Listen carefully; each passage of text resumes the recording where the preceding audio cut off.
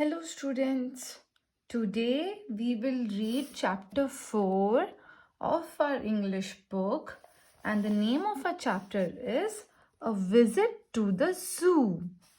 Zoo का मतलब होता है चिड़ियाघर। आप सभी को पसंद है ना जू जाना? आप जू जाते हो तब आप क्या देखते हो? बहुत सारे एनिमल्स, प्लांट्स, ट्रीज, वहाँ पे अलग अलग टाइप के एनिमल्स भी देखने को मिलता है, like lion, monkeys, giraffe, bear and etcetera. So this chapter is all about a visit to the zoo. Okay students, now we will read the chapter. On Sunday, Rohit and Tanu went to the zoo with their parents. So there are two children, there are two kids, and the name of one kid is Rohit and the other one is Tanu. So Sunday को रोहित और तनु कहाँ गए थे? जू गए थे with their parents. They purchased tickets at the counter near the gate and entered the zoo. उन्होंने ticket purchase किया. परचेज यानी खरीदना. उन्होंने जू के अंदर जाने के लिए टिकट लिया. कहाँ से लिया टिकट? काउंटर से. काउंटर वो जगह होती है जहाँ पे टिकट, जो जू वाले जो टिकट हमको देते हैं उस जगह को बोलते हैं counter.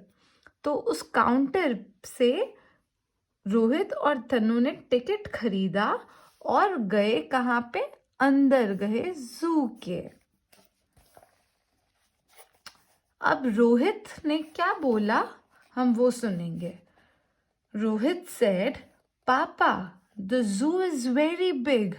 Shall we go around and see all the animals?" Rohit अपने पापा को बोलता है, The zoo is very big. That means zoo बहुत बड़ा है. Shall we go around? क्या हम आसपास में जाएं? And see all the animals. क्या हम आसपास में जाएं और हम सारे एनिमल्स को देखें? Then पापा क्या बोलते हैं? पापा, Yes, first let's go this way. Tanu, look at that animal. उसके पापा बोलते हैं हाँ, पर लेकिन पहले एक तरफ चलते हैं, पहले एक दिशा में चलते हैं. वो पहले एक डायरेक्शन में जाते हैं और ये बोल के उसके पापा बोलते हैं तनु, लुक एट दैट एनिमल. मतलब उसके पापा तनु को बोलते हैं किसी एनिमल को देखने के लिए. तनु फिर क्या बोलती है? Is that a black monkey? पापा, yes, it is eating a banana. फिर जब तनु उस एनिमल को देखती है जो तनु के पापा उसको देखने को बोलते हैं, तो तनु पूछती है, is that a black monkey? यानी क्या वो एक ब्लैक कलर का मंकी है? क्या वो काले कलर का मंकी है? मंकी मतलब बंदर. तो पापा बोलते हैं हाँ, वो ब्लैक मंकी है. इट इज ईटिंग अ बनाना. मतलब मंकी बनाना खा रहा है. तब रोहित क्या बोलता है?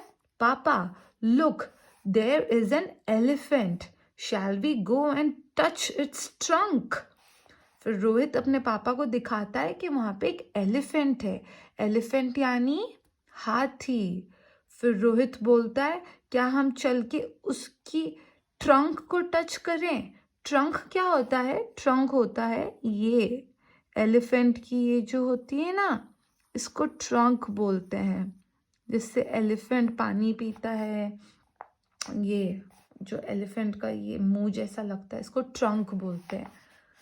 मम्मा मतलब रोहित की मम्मी बोल रही है अब, no, you shouldn't touch it, you should always see the animals from a distance.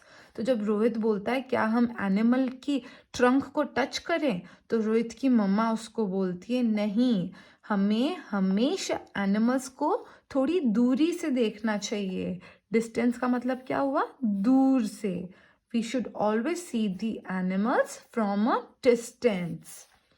पापा, the elephant drinks water with its trunk and can carry heavy loads with it.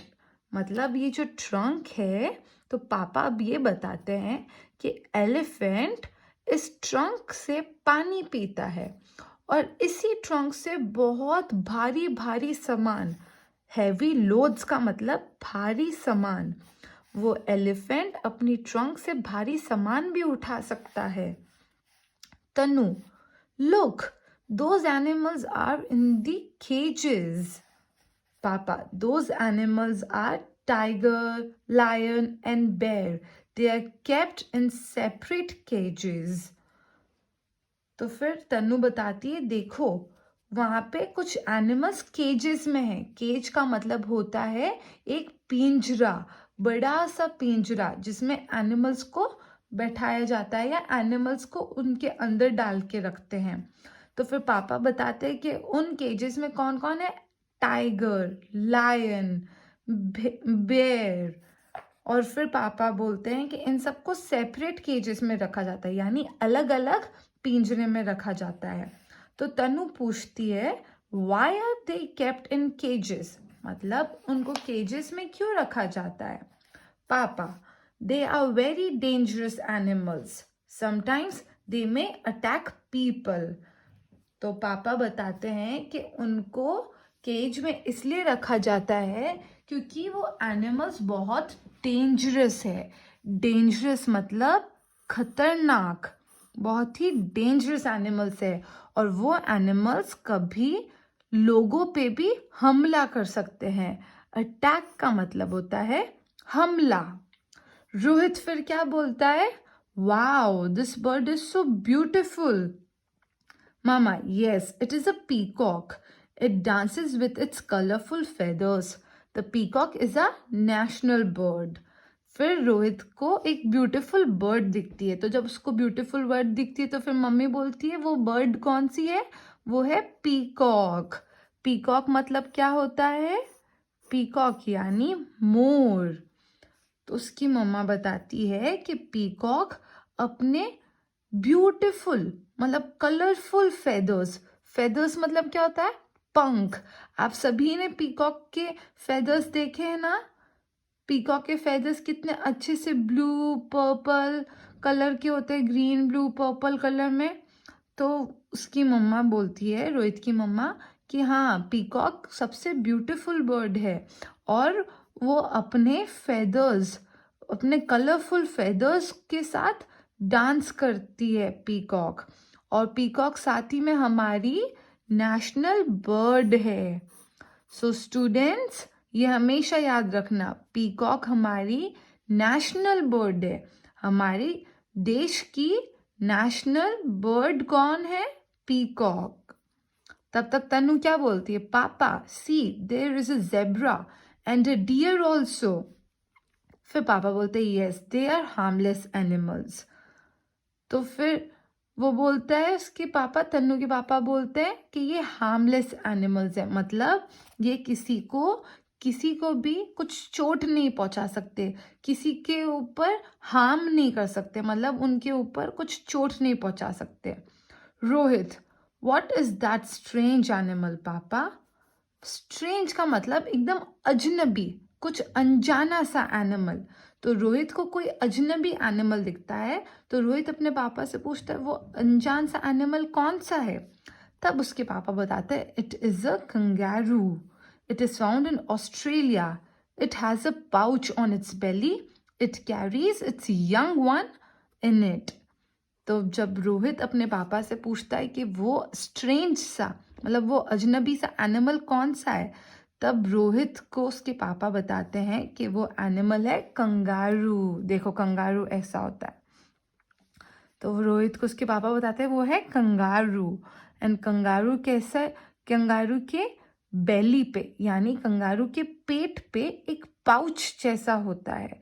Pouch मतलब आप सभी कार्टून देखते हो, कार्टून में आप Doraemon देखते हो, डोरेमोन के पास भी डोरेमोन की पॉकेट होती है ना, वैसे ही कंगारू के पास भी एक पॉकेट होती है जिसको पाउच बोलते हैं। और उस पाउच के अंदर, उसके अंदर कौन होता है, उस कंगारू का छोटा सा बच्चा। उस पाउच में होता है कंगारू का छोटा बच्चा. It carries its young one, मतलब उसका छोटा बच्चा. तनु, फिर तनु बोलती है look there is a pond also, ducks are swimming in the pond. फिर तनु पॉन्ड देखती है. पॉन्ड क्या होता है? छोटी सी एक पानी वाली जगह जहाँ पे फिशेस होती है, डक्स होती है. तो वो तनु वहाँ पे देखती है कि पॉन्ड में डक्स स्विमिंग कर रहे हैं. फिर पापा बोलते हैं now let's go home, I think we have seen all the animals. फिर पापा बोलते हैं चलो अब घर चलते हैं, मुझे लगता है हमने सारे एनिमल्स देख ली हैं. फिर तन्नू बोलती है it's been a great fun to watch these animals. Rohit फिर बोलता है पापा thank you very much for bringing us to the zoo. And Tannu भी बोलती है थैंक यू पापा. मतलब तन्नू ने बोला कि मुझे बहुत अच्छा लगा इन सारे एनिमल्स को देख के. फिर रोहित भी बोलता है कि पापा थैंक यू सो मच, आप हमको जू दिखाने लेकर आए. और फिर तन्नू भी पापा को थैंक यू बोलती है. आपको कैसा लगा ये चैप्टर, इतने सारे एनिमल्स के बारे में पढ़ के? It was interesting, right? Now we will do the exercise. Firstly, true and false. Rohit and Tanu visited a temple. No, this is false. Because Rohit and Tanu zoo गए थे, temple नहीं. They bought tickets to enter the zoo. This is true. Tickets के साथ ही enter हुए थे. We should not tease animals. हमको animals को tease नहीं करना चाहिए, यानी हमको उनको परेशान नहीं करना चाहिए. That is true. An elephant is a small animal. No, that is false. Elephant तो कितना बड़ा होता है, आपने देखा ना एलिफेंट, हाथी कितना बड़ा होता है. The peacock dances well. That is also true. Peacock अपने कलरफुल फेदर्स के साथ डांस करती है. Which place did Tanu and Rohit visit? जू. तनु और रोहित अपने पेरेंट्स के साथ कहाँ जाते हैं? जू में. Which bird dances? Peacock. Peacock is also our national bird.